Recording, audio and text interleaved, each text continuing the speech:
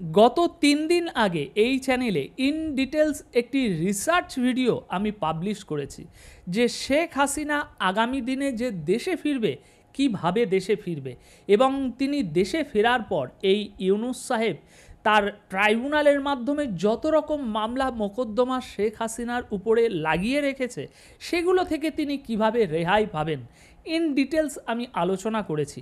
আর ওই ভিডিওতে আরও একটি গুরুত্বপূর্ণ বিষয় আমি আপনাদের সাথে আলোচনা করেছিলাম, মনে আছে? যে আমরা যে সমাজে এই যে ভিজিবল যাদেরকে দেখছি দেশকে অস্থিতিশীল করার জন্য, যাদেরকে আমরা চোখের সামনে দেখতে পাচ্ছি, এই জামাত শিবির, এই সমন্বয়কদের উগ্র যে দল, তারা এই যাদেরকে আমরা দেখছি তাদের বাইরেও অদৃশ্য আরেকটি সংগঠন তৈরি হয়েছে। জর্জ সোরসের ছেলে অ্যালেক্স সোরস ট্রাম্প ক্ষমতায় বসার আগেই বাংলাদেশে সেই আর্মি তৈরি করে দিয়েছে। এ বিষয়ে বিস্তারিত ওই ভিডিওতে আমি আলোচনা করেছিলাম যে কেমনভাবে রোহিঙ্গাদের বেশ কয়েকটা 3টে সংগঠনকে একত্রিত করে এবং জামাত ও শিবিরকে সেখানে একত্রিত করে, এর বাইরে হিজবুত তাহরির ও আনসারুল্লাহ বাংলা টিম, এই সকল 6-7টা সংগঠনকে একত্রিত করে জর্জ সোরসের ছেলে অ্যালেক্স সোরস কীভাবে বাংলাদেশে একটি নূতন নাম দিয়ে একটি অ্যাম্ব্রেলা সংগঠন তৈরি করে গিয়েছে। আর এই ছাতার তলায় এই সমস্ত সংগঠন একত্রিত হয়ে কাজ করছে বাংলাদেশের মুক্তিযুদ্ধ এবং ভারতের বিরুদ্ধে একত্রিত হয়ে কাজ করছে। দেশকে কিভাবে অস্থিতিশীল করা যায় এবং অস্থিতিশীল করার জন্য যা যা আজ আমরা সমাজে দেখছি সেই সমস্ত কিছুই অ্যালেক্স সোরসের তৈরি করা এই অ্যাম্ব্রেলা সংগঠনের দিক থেকেই পরিকল্পনা করা হচ্ছে। এবং এটাও আমি আপনাদেরকে জানিয়েছিলাম যে ভারতের রও এখন আর চুপচাপ নেই। গত 2 মাস আগে থেকে তারা তলে তলে কাজ শুরু করে দিয়েছে এবং তাদের ইন্টেলিজেন্স যখন এটা জানতে পেরেছে যে জর্জ সোরসের ছেলে বাংলাদেশে এসে এরকম একটা কাজ করে গিয়েছে, তারপর থেকেই গত 2 মাসের মধ্যে ভারতের র এবং ভারত সরকার মায়ানমারের দিক থেকে 2টি বিদ্রোহী আর্মিকে ইতিমধ্যেই তৈরি করে দিয়েছে এবং সেই আর্মিরও একটা নাম দেওয়া হয়েছে। আরাকান আর্মি এবং মায়ানমারের আরও একটি বিদ্রোহী সংগঠনকে একত্রিত করে ভারতের রয়ের তরফ থেকে আরেকটি আমব্রেলা সংগঠন তৈরি করা হয়েছে এবং তার একটি নতুন নাম দেওয়া হয়েছে এবং ওই সংগঠনকে ভারতের তরফ থেকে ফুল ফায়ার মুডে যাওয়ার আদেশ দিয়ে দেওয়া হয়েছে।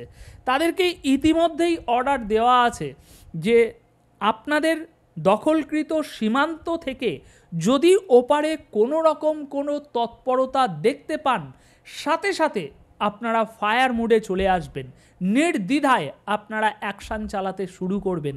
এ বিষয়ে বিস্তারিত আমি ওই ভিডিওতে আপনাদের সাথে আলোচনা করেছিলাম। কমেন্ট বক্সে আমি দেখলাম অনেকেই আপনারা এই বিষয় নিয়ে একটা সন্দেহ পোষণ করছেন যে এরকমটাও হতে পারে নাকি। কিন্তু যারা যারা সেদিন সন্দেহ পোষণ করেছিলেন তাদের সেই সন্দেহ আজ রীতিমতো ভেঙে যাবে এবং আমার কথার বাস্তবতা আজ একদম অক্ষরে অক্ষরে আপনারা প্রমাণ পাবেন। আমি যে আপনাদেরকে জানিয়েছিলাম যে ভারত সরকারের তরফ থেকে আরাকান আর্মিকে ফুল ফায়ার মুডে দিয়ে দেওয়া হয়েছে। বর্ডারে কোনো রকম তৎপরতা দেখলে আরাকান আর্মি সঙ্গে সঙ্গে ঝাঁপিয়ে পড়বে, তারই জলজ্যান্ত প্রমাণ গতকাল মধ্যরাতে আমরা দেখতে পেয়েছি আরাকান আর্মির তরফ থেকে।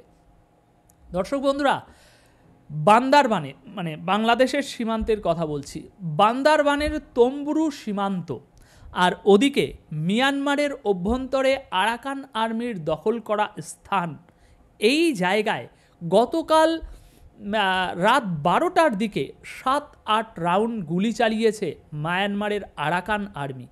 আর এই গুলিতে ইতিমধ্যে 2 জন বাংলাদেশি নিহত হয়েছে। এখানে দেখতে পাচ্ছেন এক যুবক পড়ে রয়েছে যার পায়ে ঢুসুম লেগেছে। 7-8 রাউন্ড গুলি চালানো হয়েছে। গতকাল শুক্রবার রাত 12টার দিকে এই ঘটনা ঘটেছে। আর এতে যে 2 জনের ঢিসুম খেয়েছে তাতে একজনের পায়ে লেগেছে আর একজনের পিঠে লেগেছে ওই ঢিসুমটা। আর এখন জানানো যাচ্ছে যে স্থানীয় সূত্রে আমরা যা জানতে পারছি যে জাহাঙ্গীর ও নূর হোসেন, যে 2 জন আর কি আহত হয়েছে তাদের নাম, তো এনারা পণ্য চোরাচালানের সঙ্গে জড়িত ছিল। গ্রামবাসীরা যা জানাচ্ছে, এনারা চোরাচালান করেন ওই সীমান্তে। তো ওই রাতে মিয়ানমারের কাঁটাতার অতিক্রম করে পণ্য দেওয়া নেওয়ার সময় গুলি করা, আবার বললাম ঢিসুম করা হয় মিয়ানমার সীমান্ত থেকে। তারপর তারা দুজন এরকম এখন হসপিটালে রয়েছে।